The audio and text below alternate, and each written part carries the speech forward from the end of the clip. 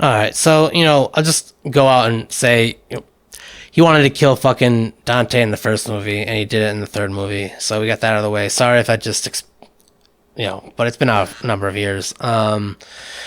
Which is a bummer because obviously, if you're a fan of the fucking, Kevin Smith, VXQ universe, whatever, it's a bummer to see Dante go. But maybe he can be like a Jedi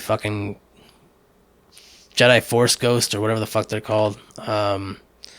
That'd be pretty dope. I mean, I did like a fucking little fan script thing, kind of just an homage to, because I appreciate Kevin Smith a lot. I appreciate Clerks and UXQ universe and stuff like that. And he apparently said he fucking, well, with Tusk and stuff, he did just a. I mean, I don't know if it was just Tusk, but he, in a podcast, they just talked about the whole plot or he talked about the plot or what could happen. They're just fucking around and made a script and Tusk was made.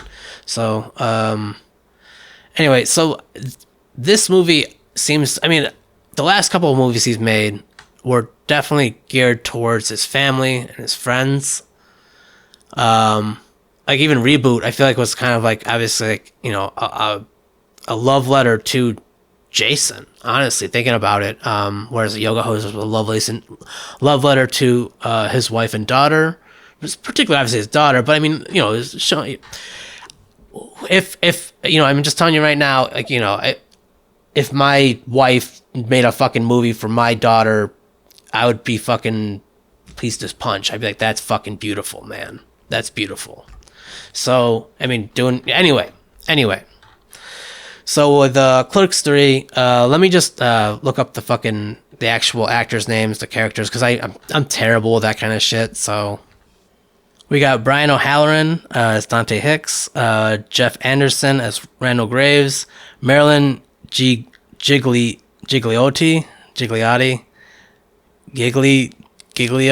as Veronica Lauren, Rosario Dawson as Becky Scott, Trevor Furman as Elias Grover, Trevor Furman.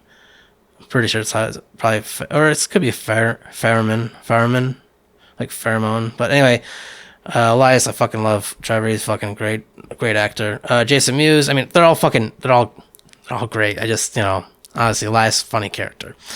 Jason Mewes. I mean, 2006, I was about that, that age or whatever. So, Jason Mewes, Jay, Kevin Smith is Silent Bob, Amy Sedaris is Dr. Leidenheim, Austin Zajer as Blockchain Coltrane. I don't know if I have to keep going.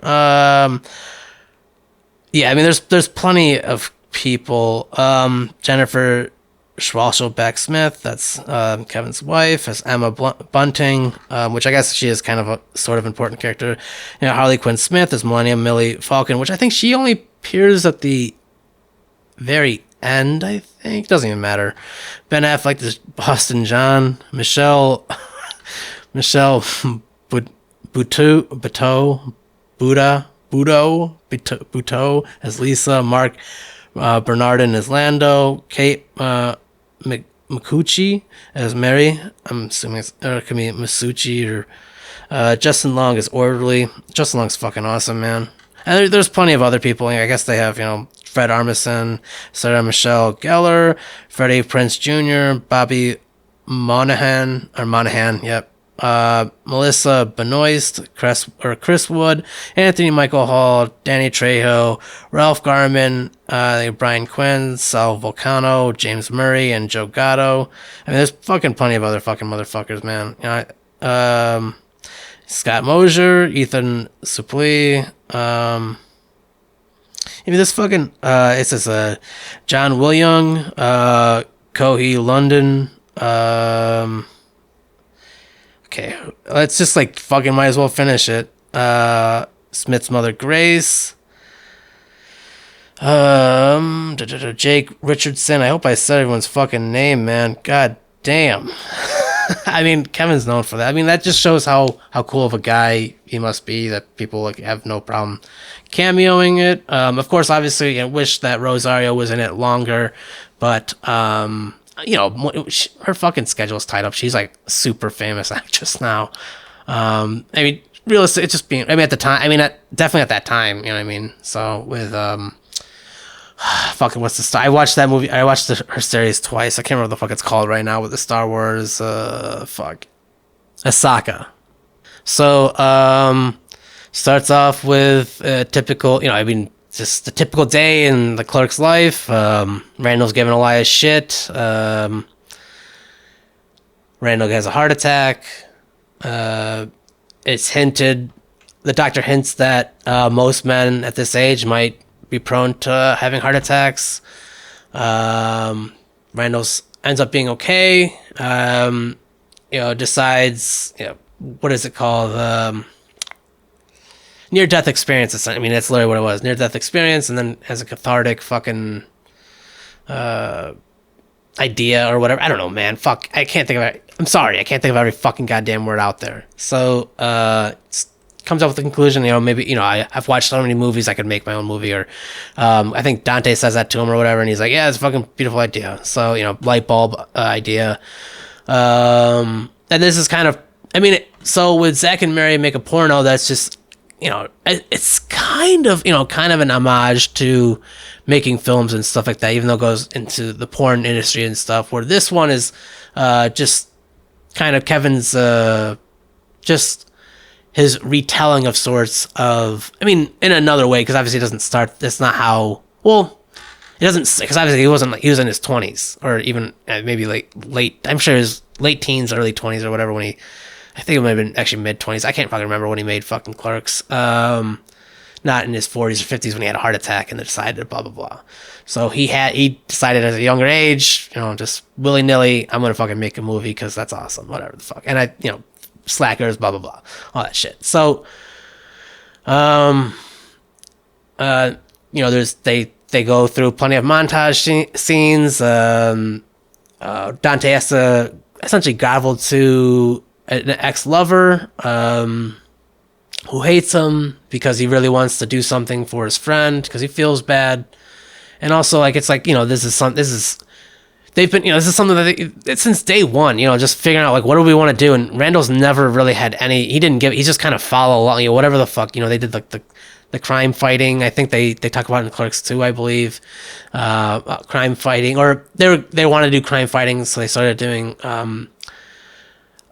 cop classes or whatever of sorts at community college before stopping. So this is a very, at least you just need some money, and it seems like he's got he's got the vision or whatever. So in which that's kind of sort of what happened with Kevin, but obviously he had to do a lot more. He personally had to, but Randall, I guess the story of this is a ungrateful friend not realizing when a friend, another friend is gonna, you don't know when things end. It could be once again from death or whatever, man. So and that's I think it even I don't know if I think obviously I think it's maybe too late to realize how grateful he was of his friend. You know what I mean? Because obviously his friend dies. And obviously he was grateful of his friend because, the first two fucking movies, he's constantly trying to help him and stuff. And he kind of has a bit of a voice of reason of sorts, if not, obviously, besides Silent Bob. I truly don't believe this is where the story ends, honestly. If that's how Kevin wants it to end, that's okay. I don't know, man. Randall's pretty fucking torn of a person. I'd love to see where that would go. Obviously, if it takes another decade or whatever, if obviously they're willing to. It might be best to hang it up after that, but or even before. Maybe it's time to already. I don't know, but because just realistically, we want to, and we do it. I don't know. He decided to have Dante killed off, for example. You know what I mean? That's something he wanted to do in the first one.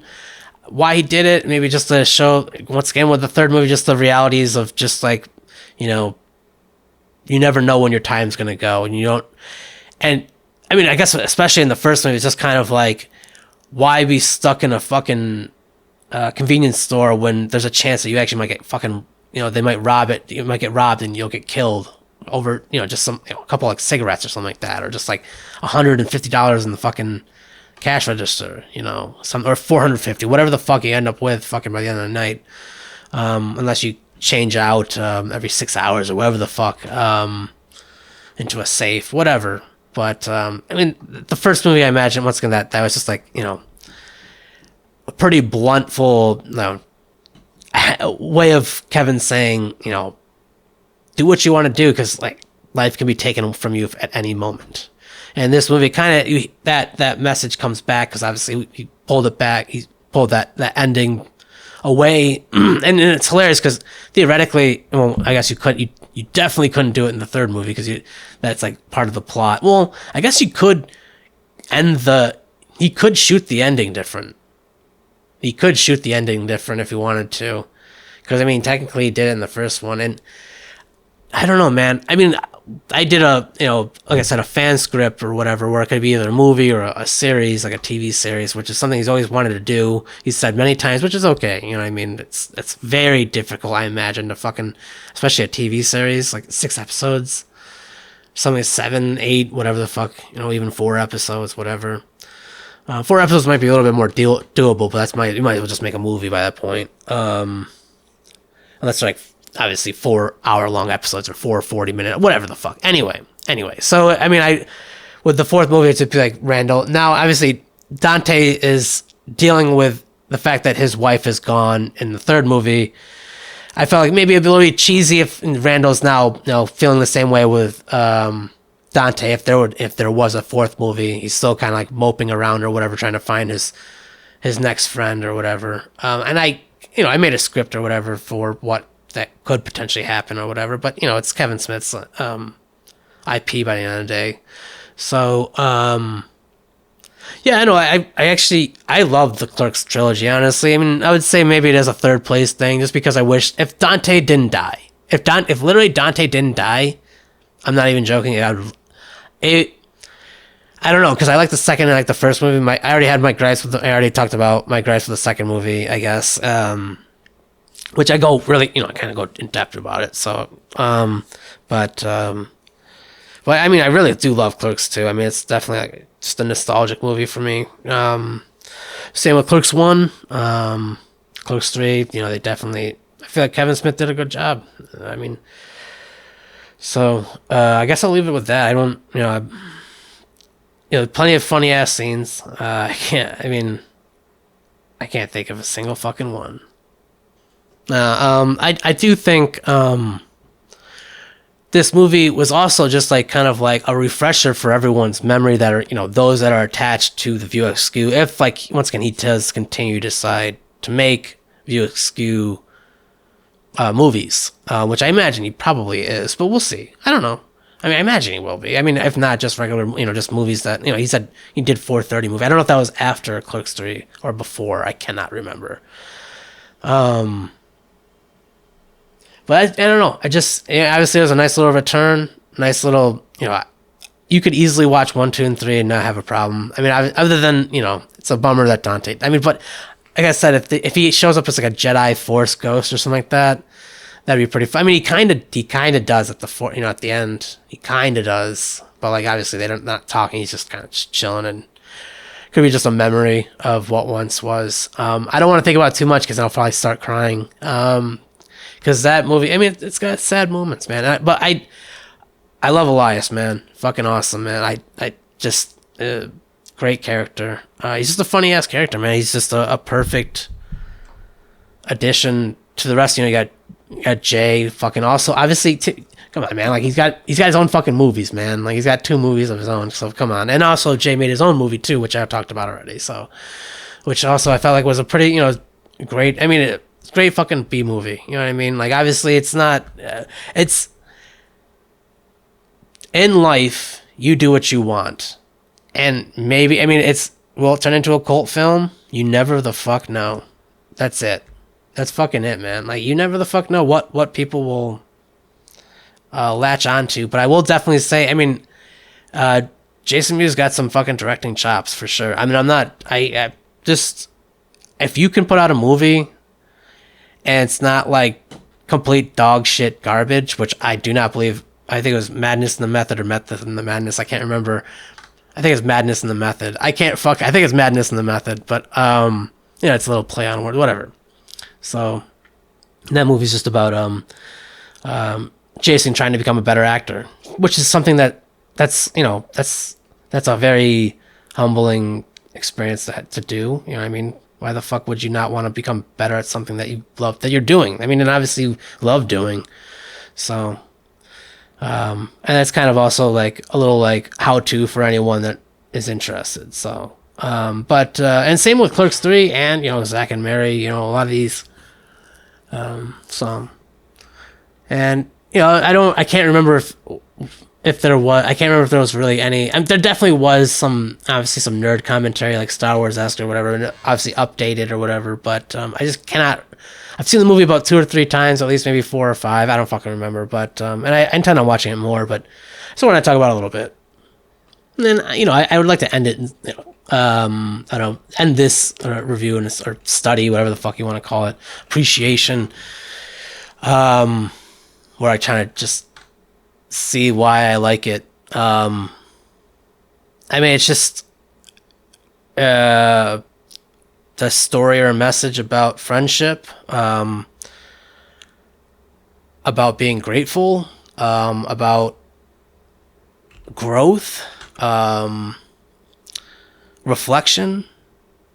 I'm sure there's plenty of other words. There's a long career, man, a very long career, from the 90s to this is 2023 or something like that when it came out. So I think 1994, I think is when Clerks 1 came out. So I think it was 29 years. So something like that. I could be wrong. It could be longer than that. I'm pretty sure 90, to 94. I know it wasn't earlier. I know it wasn't in the 80s. But yeah, hey man, Kevin continuously doing his thing makes me, it's just one more reason to keep doing my thing, man. And my variable. Not only is he, I think obviously just doing these things are fun in general. I just feel like I'm terrible with communication, so I feel like it helps me with that. And it also, like, whenever I get back to doing open mics or doing performances and stuff like that, I feel like this helps with that as well.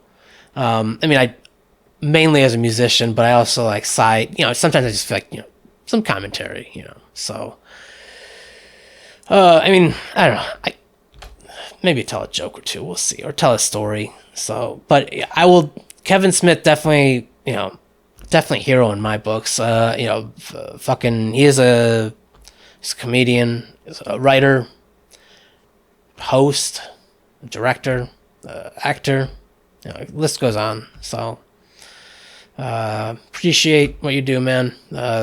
Thank you.